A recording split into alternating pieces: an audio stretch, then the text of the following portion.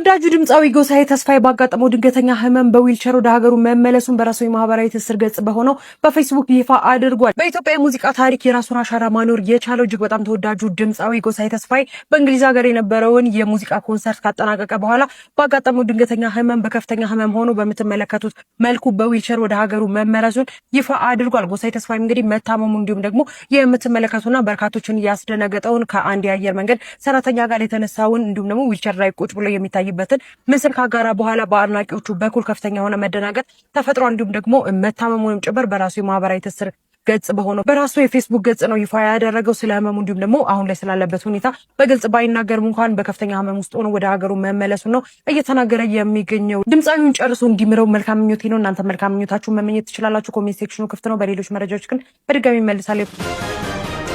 ምንም ሳሰሩ መንግስታችሁ ቢከፍላችሁ ምን ይሰማችኋል? የዓለማችን ቁጥር 1 ባለሀብት የሆነው ኢሎን መስክ በመጨረሻም እውነታውን ተናግሯል። ዓለማችን ወደፊት ምን ይገጥማታል የሚለውን ነገር በዚህ ላይ እንደተነገረው ከሆነ በዓለማችን ላይ የሚገኙ መንግስታት ለማህበረሰቦቻቸው በነፃ ብር ሊከፍላቸው ይገባል ቤት ውስጥ ሆነው ምንም አይነት ስራ ሳይሰሩ። ምክንያቱም ደግሞ በመጪው ጊዜ ኤአይ ሰውን ስለሚተካና የብዙ ሰዎችን የስራ እድል ስለሚወስድ ብዙ ሰዎች መስራት አይጠበቅባቸውም፣ የስራ እድላቸው በኤአይ ይወረሳል ሲል ተናግሯል። በተጨማሪም የእሱን ንብረት የሆነው ስፔስኤክስ ማናጀሩም ነግሮኛል ባለው መሰረት ከዚህ በኋላ የምንወስዳቸው እርምጃዎች ስማርት የሆኑ ማሽኖችን በመጠቀም እንዲሁም ኤአይን በመጠቀም እጅግ በጣም ፕሮዳክቲቭ የሆኑ ምርቶችን በፍጥነት ማምረት እንችላለን። ስለዚህ የብዙ ሰዎችን ስራ እድል መቀነስ ይኖርብናል የሚል ሐሳቡ እንደገለጸለት ተናግሯል። እናም የዓለማችን መንግስታት ይዘጋጁ፣ ወደፊት ብዙ የስራ እድል በኤአይ ስለሚነጠቅ ለማህበረሰቦቻቸው ይህንን ህይወት እንዲቀጥሉ ብር መክፈል አለባቸው ቤት ውስጥ እየኖሩ ሲሉ ተናግሯል። በተጨማሪም ኤአይ ይዞት የሚመጣው መልካም ትሩፋትም ሲናገር በብዛትና በጥራት እንዲሁም በፍጥነት በኤአይ ምክንያት እቃዎች ስለሚመረቱና ወደ ማህበረሰቡ ስለሚቀርቡ ማህበረሰቡ የሚገዛበት ብር ወይም የሚያወጣው ወጪ እጅግ በጣም ይቀንስለታል። ስለዚህ ፕሮዳክቲቭ ይሆናል ሲል ተናግሯል። ይህንንም ትንበያውን ዩኒቨርሳል ሃይ ኢንካም በሚል እንግዲህ ሰይሞታል። የዓለማችን ቁጥር 1 ባለሀብት የሆነው ኢሎን መስክ። ምን ታስባላችሁ? ሐሳባችሁን ኮሜንት ላይ አስቀምጡልኝ። ጦሱ ለኛም ተርፏል። የአሜሪካና የኢራን ጦርነት የባቤል ማንዴብ እንዲሁም ደግሞ ለቀይ ባህር ከፍተኛ የሆነ ስጋት ፈጥሯል። ስጋት መፍጠር ብቻ አይደለም፣ በዚህ ሰዓት የባቤል ማንዴብ ወደ መዘጋቱ ነው እየተነገረ የሚገኘው። በኢራን መንግስት የሚደገፈው እንዲሁም ደግሞ በየመን ውስጥ የሚገኘው የሁቲ ቡድንም እንግዲህ በዚህ ሰዓት የባቤል ማንዴብ ወደብን በኢራን ጥያቄ መሰረት ዝግ ማድረጉን ይፋ ያደረገ ሲሆን ተበተጨማሪ ማለት ነው ቀይ ባህር ላይ ከፍተኛ የሆነ ስጋት ተፈጥሯል። ቀይ ባህርንም በቀጣይ እንደሚዘጉት ጭምር ነው እየተናገሩ የሚገኙት የሁቲ አባላት። ይህንን የቀይ ባህር እንዲሁም ደግሞ የባቤል ማንዴብ ላይ ስጋት በመፍጠር መዝጋታቸውን ተከትሎ የሳውዲ አረቢያ መንግስትም ይህንን ድርጊታቸውን እየተቃወመ ይገኛል። ቀደም ብዬ መረጃውን አድርሻችሁ ነበረ። የኢራን መንግስት የባቤል ማንዴብ እንዲሁም ደግሞ የቀይ ባህርን እንዲዘጋ ለሁቲ ጥያቄ አቅርቦ እንደነበረ ይታወሳል። አሜሪካ የሆርሙዝ ሰርጥን ጨምሮ የተለያዩ ኢራን የምትጠቀምባቸውን ወደቦች በድጋሚ መቆጣጠሩ እንዲሁም ደግሞ በአካባቢ ላይ ስጋት መፍጠሩና ጥቃት መሰንዘሩን ተከትሎ ነው ኢራን ይህንን ጥያቄ ለሁቲ ያቀረበችው። በዚህ ሰዓት እንግዲህ ሁቲ ጥያቄውን ተቀብሎ ባቤል ማንዴብ ወደቡን መዝጋቱ እየተነገረ ይገኛል። እጅግ በጣም አሳሳቢ ነው። ኢትዮጵያውያንን ጨምሮ በርካታ የአፍሪካ ሀገራት እንዲሁም ደግሞ የተለያዩ አውሮፓ እንዲሁም ደግሞ ኤዥያውያን ሀገራት ማለት ነው የሚጠቀሙበት የቀይ ባህር እንዲሁም ደግሞ ባቤል ማንዴብና አካባቢ ላይ የሚገኙ ወደቦች እንደሆኑ ይታወቃል። ኢራንም ይህ ወደብ እንዲዘጋ ትዕዛዝ በማስተላለፏ ምክንያት ሁቲ ዘግቶታል እየተባለም ይገኛል። በዚህ ጉዳይ ተጨማሪ መረጃ የማገኝ ከሆነ አጋራችኋለሁ። ፕላስ ባለፉት 4 ሰዓት በኢራንና በአሜሪካ መካከል ምን ተፈጠረ የሚለውን ወደ እናንተ ሰብሰብ አድርጌ ላቅርብ። እናንተ ደግሞ ኮፒ ሊንክና ሼር እያደረጋችሁ ቪዲዮዎች እየወጡ ስላልሆነ የኢራኑ አያቶላ አዲስ ፎቶ ለቀዋል። ስለዚህ ፎቶ መጨረሻ የምነግራችሁ ይሆናል። የአሜሪካኑ ፕሬዝዳንት ዶናልድ ትራምፕ በትናንትናው ዕለት ጥብቅ የሆነ ትዕዛዝን አስተላልፈዋል። ኢራን የምትገላቸውን የአሜሪካን ወታደሮች እኩል ሳይሆን ያንን እጥፍ ድርብ አድርገው እርምጃ እንዲወስዱና በቀል እንዲወስዱ ለአሜሪካ ወታደሮች ትዕዛዝ አስተላልፌያለሁ ሲሉ የአሜሪካኑ ፕሬዝዳንት ዶናልድ ትራምፕ በትናንትናው ምሽት አስተላልፈዋል። የአሜሪካኑ ሲትኮም በትናንትናው ዕለት እንደተናገረው ከሆነ በኢራን ላይ የሚያደርገውን ጥቃት ማለትም ለ10 ተከታታይ ምሽታት አሁንም አጠናክሮ እንደሰነዘረ ተናግሯል። በዚህም ጥቃት የኢራን ወታደራዊ ኃይል ያደክምልኛል ብሎ ያሰበውን የተለያዩ ፋሲሊቲዎችን እንደመታ ወታደራዊ ፋሲሊቲዎችን እንደመታ ተናግሯል። በተጨማሪም በኢራን መርከቦች ላይ በሆርሙዝ ሰርጥ ላይ የሚያደርገውን ብሎኬጅ አጠናክሮ እንደቀጠለና በፈረንጆቹ ከሜይ ወር ጀምሮ ወደ 900 የሚጠጉ መርከቦች በሆርሙዝ ሰርጥ ሴፍሊ እንዲያልፉ አድርጌያለሁ፣ ረድቻቸዋለሁ ሲል ተናግሯል። በዚህም ጊዜ ውስጥ ወደ 450 ሚሊዮን የሚጠጉ የነዳጅ በርሜሎች እንዲያልፉ አድርጌያለሁ፣ ረድቻለሁ ሲል ተናግሯል። የአሜሪካ ወታደራዊ ኃይል ኢራን ላይ ተጨማሪ የሆኑ ጥቃቶችን ከባድ የሆኑ ጥቃቶችን ለመውሰድ ዝግጅቴን አጠናክሬ እየቀጠልኩኝ ዝግጅት አድርጌያለሁ ሲል ተናግሯል። ታዲያ ከዚህ ጋርም ተያይዞ የኢራን አብዮታዊ ወታደር ቃል አቀባይ እንደተናገሩት ከሆነ አሜሪካኖች በጥቃታቸው የኛና አመራሮችና ቤተሰቦቻቸውን ታርጌት እያደረጉ ነው። ታዲያንም ተከትሎ እኔም የበቀል እርምጃ ወስዳለሁ። በሪጅን ውስጥ የሚገኙ ማለትም በአረብ ሀገራት ውስጥ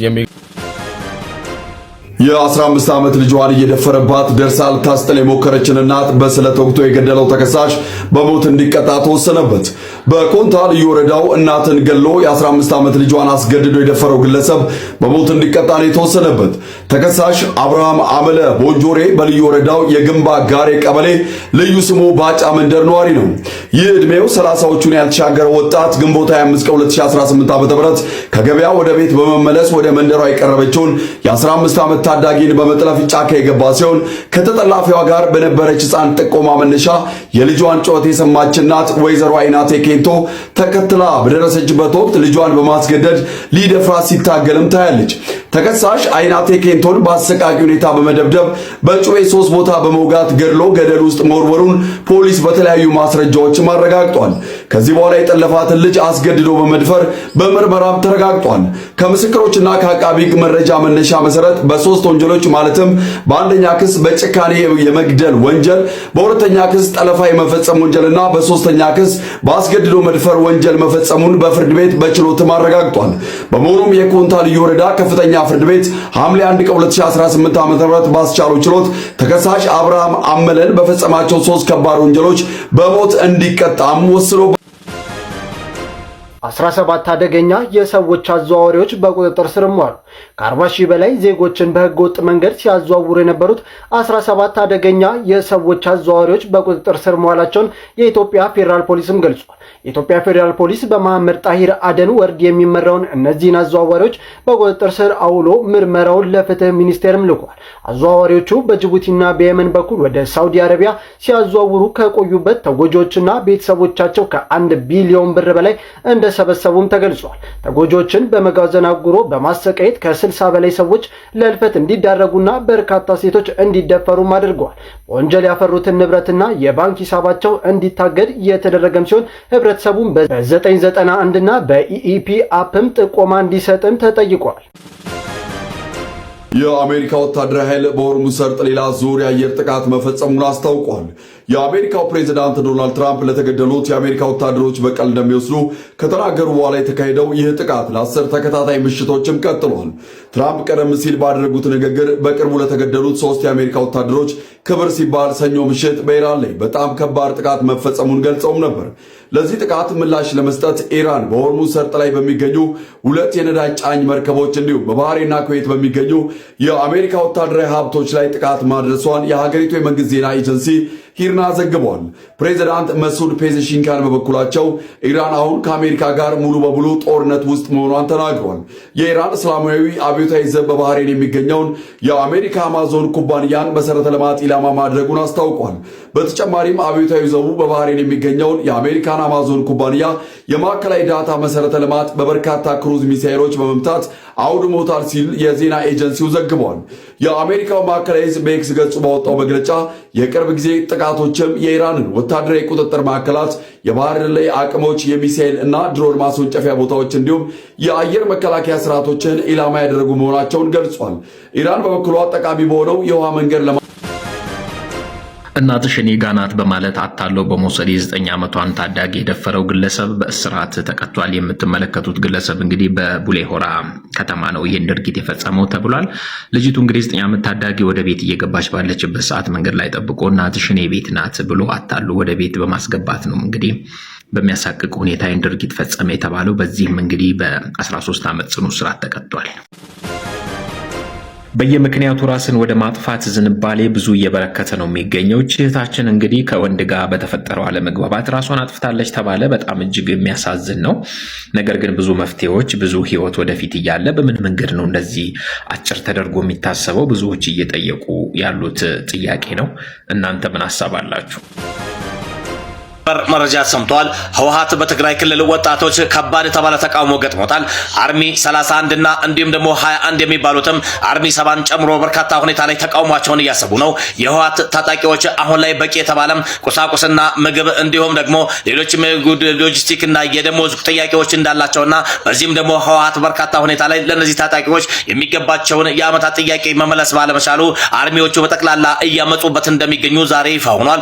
አፍሪካን ኢንተለጀንስ ይዞት እንደወጣው ከሆነ የህወሓት አመራሮችና ኃላፊዎችም ከኤርትራና እንዲሁም ደግሞ ከሱዳን ወይም ደግሞ ከግብጽ ሲጠብቁት የነበረው ሎጂስቲክ በአግባቡና በሰዓቱ ባለማግኘታቸው ምክንያት ምናልባትም ጦርነቱን አቁመው ወደ ድርድር የሚመጡበትን አጀንዳዎችን አትተዋል። ህወሓት አሁንም ቢሆን በኤርትራ ጽምዶ ላይ ምንም አይነት መተማመኛ እንደሌለውና ምናልባትም ከተመቸውም ጽምዶውንም የመካድና ጽምዶውንም ጭምር የማፍረስ እቅድ እንዳለውም በበርካታ ሁኔታ ላይ ሲገለጽ እንደነበረ ይታወሳል። ምክንያቱም ደግሞ ህወሓት የኖረበትና ያረጀበት ለረጅም ዓመታት የሰራበት ከፍተኛ ተባለ እንግዲህ ሴራና እንዲሁም ደግሞ ጉንጎና ከሌሎችም የመወዳጀት ካልተመቸው ደግሞ የማፍረስ አባዚውንና እንዲሁም ደግሞ ልምዱን አሁንም ይጠቀማል ተብሎ ይጠበቃል። ታዲያ በሱዳንና በግብጽ እንዲሁም ደግሞ በኤርትራ ሲሰወር የነበረው የህወሓት ጽምዶ አሁን ላይ ስለመፍረሱም እየተነገረ ይገኛል። አሁን ላይ ጽምዶ አልሰራ እያለና እንዲሁም ደግሞ የከፈሸ ቁማር ከመሆኑ ጋር ተያይዞ በትግራይ ክልል ወጣቶችን በርካታ ተቃውሞና እናቶችና ወላጆችም ተቃውሞ ህዝቡ ጋር ጨምሮ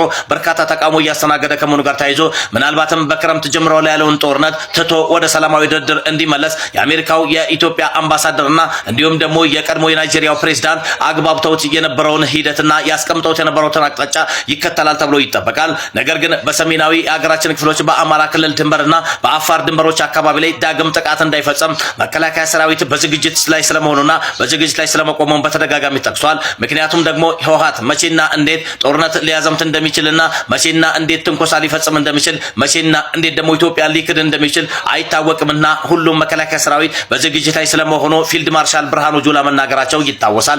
ነገር ግን አሁን ህወሓት አቅም እያጣ ጉልበት እያጣ ከጊዜ ወደ ጊዜ ኢኮኖሚው እየዳሸቀ እንዲሁም ደግሞ እጅግ በጣም በርካታ የተባሉ ኢኮኖሚዎቹን የሚያገኛቸው ጥቅማጥቅሞችም ሙሉ በሙሉ እያጣ ከመሆኑ ጋር ተያይዞ ጦርነት ለማዝመት አቅም የለውም እየተባለ ይገኛል። መልካም